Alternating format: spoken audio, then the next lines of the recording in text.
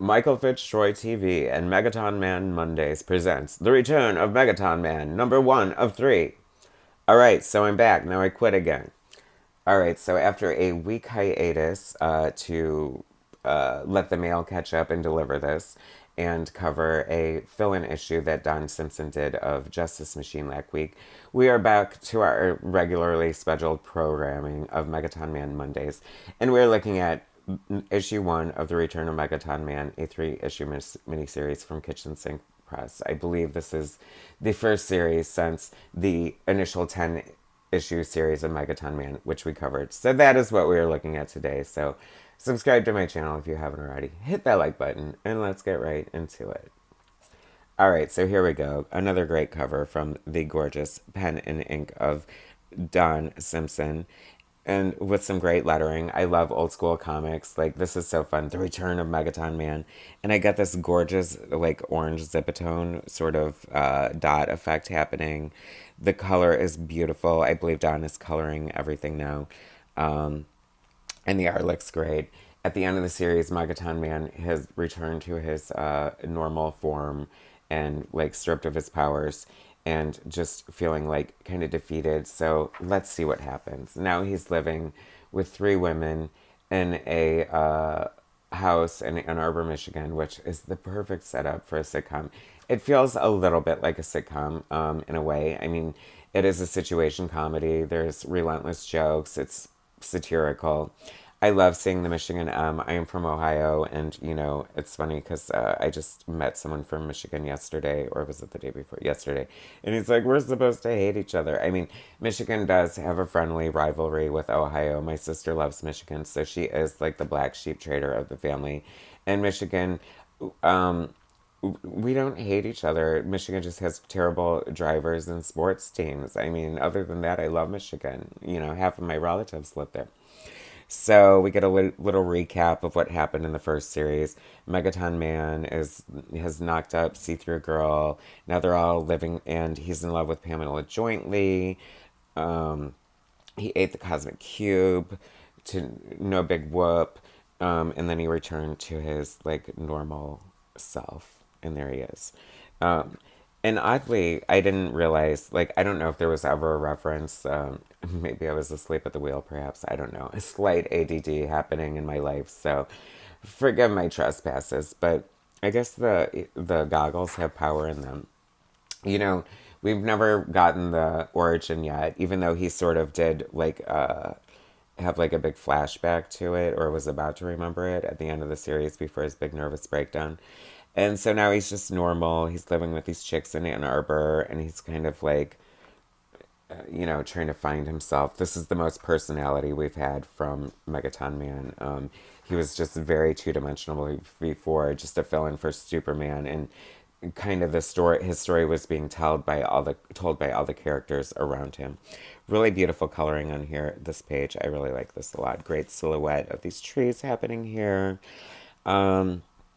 It's so funny because there's some sort of reference to Pamela jointly being, like, not that attractive or something, and, like, why is he in love with her anyway? And like, that is, I feel like, the continuing meta satirical comparison. Like, why does Clark Kent love Lois St. Lane so much?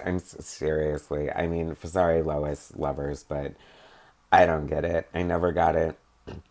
She's a total twat. No redeeming qualities whatsoever. It's always about her. I don't get it. Anyway, I mean, don't get me wrong. I do love her. I mean, everyone knows I love Margot Kidder. She's, like, amazing. The best Lois Lane ever. I totally get it, but it just doesn't make sense. You know what I mean? Especially after you've had, like, literally earth-shattering lovemaking with Wonder Woman. What else is happening here? Oh, I don't know. So is this sort of a flashback, I guess? Um, Landfill, high fiber brand. See, the jokes are always just, like, there and funny. And here comes Orson Welles, the president, who has his, like, 8th consecutive run as president. I love how in these dystopian or sort of, like, satirical superhero deconstructions, like Dark Knight, like, wasn't Nixon the president forever? So I feel like that's sort of like a comparison of that. This is just a big satire.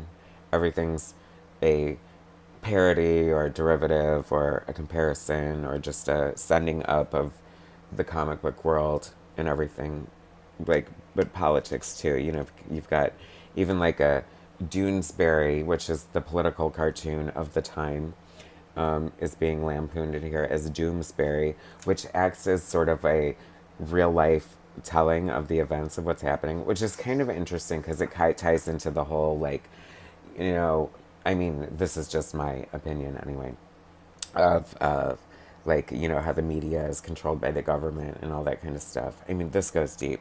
And beautiful silhouettes. Everyone knows I love a good silhouette, and that is gorgeous right there.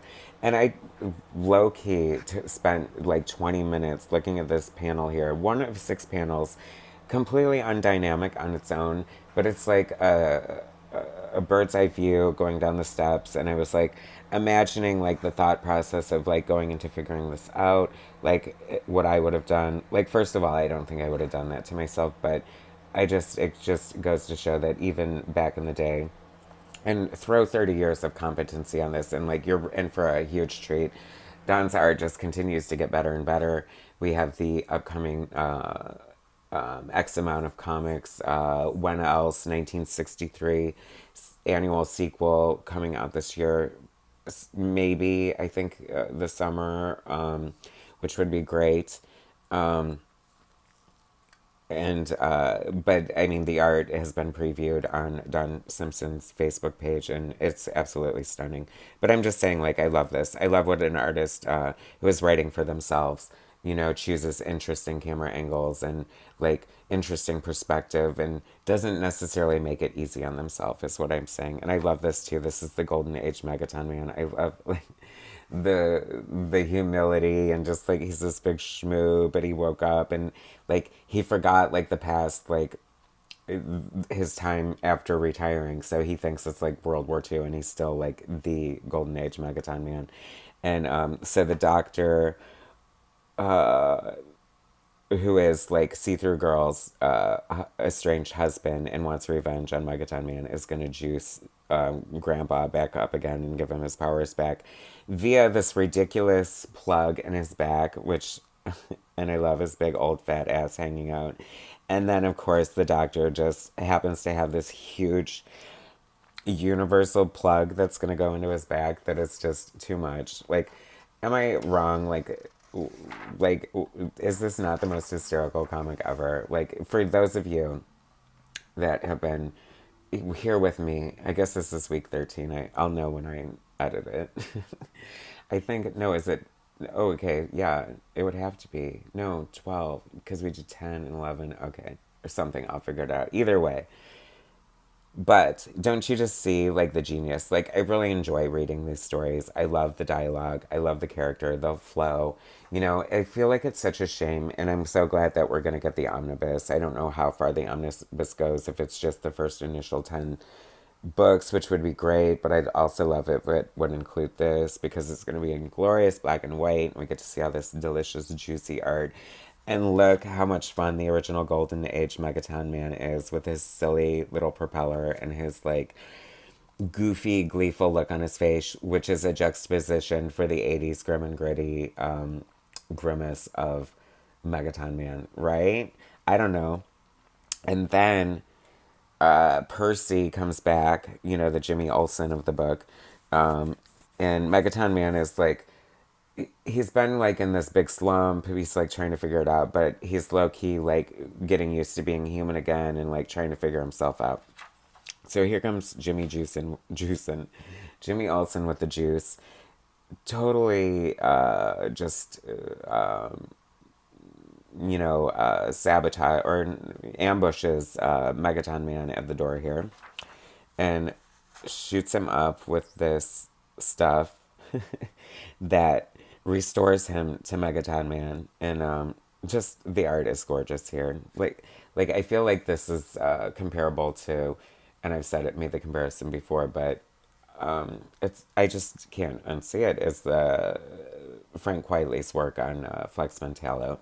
It has that the characters are quirky but correct, and there's a lot of interesting things happening on with a lot of great detail. um, I love this too. Oh no, my face isn't weird. He's bending the mirror and then it shatters. There's just, and the color choices here too are really cool. Love the sound effect. A little bit of onomatopoeia there, but not really. um, and the ultimate butt chin is returning. I even appreciate the way an artist like can draw a mundane toilet, and I love the fact that the stairs are carpeted here too. That's very like telling of the times. Um, and plus, I love like just the humor of this too. Clearly, he is no different, but they're like, everything okay? Like they don't know the difference, and he's like literally like ripping out of his clothes. So hysterical, like so good.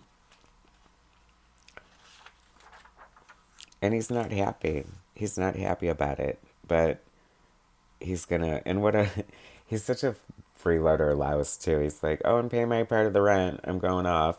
Okay, see ya. And just like when you thought like he was never coming back, here he is, Yarn Man. Thank you, the return. Love Yarn Man. So cool. What a great character. And the future Ms. Megaton Man totally like shags him against his will. Like, that is crazy, isn't it? Um, and I love that he has like a butt. Like, it's so weird. It's so, but I mean, I guess was a human before he became a yarn man. So, anyway, this cat's kind of fun too. Um, so that's it, guys. The return of Megaton Man, and I could not be happier. Next week, issue 2. Cannot wait to see where it goes. I'm loving the series. I hate the fact that the momentum was broken up. I feel like it should have been just like one continuing story. Like we should have like uninterrupted. It should have been Megaton Man #1 all the way through Bizarre Heroes and the whole thing. And I feel like it kind of deserved that. It reads very much like a serial, a soap opera. It's like one of the best books out there. Like you guys, like it should probably be announced. I don't know, sometime soon. Hopefully, when the omnibus will be released, and that is something you definitely don't want to sit on. The art holds up, the satire holds up, the story is intriguing, and the characters, even though if they're all derivative doppelgangers, um, have totally taken on a life of their own and are so great and fun. And I love this series. So come back next week for more Megaton Man Mondays. The return of Megaton Man #1. Thanks for watching, guys. Subscribe to my channel if you haven't already. Hit that notification bell. You don't want to miss the next exciting episode of Megaton Man Mondays. Share my content, hit like, and I will bring you more later. Thanks, guys.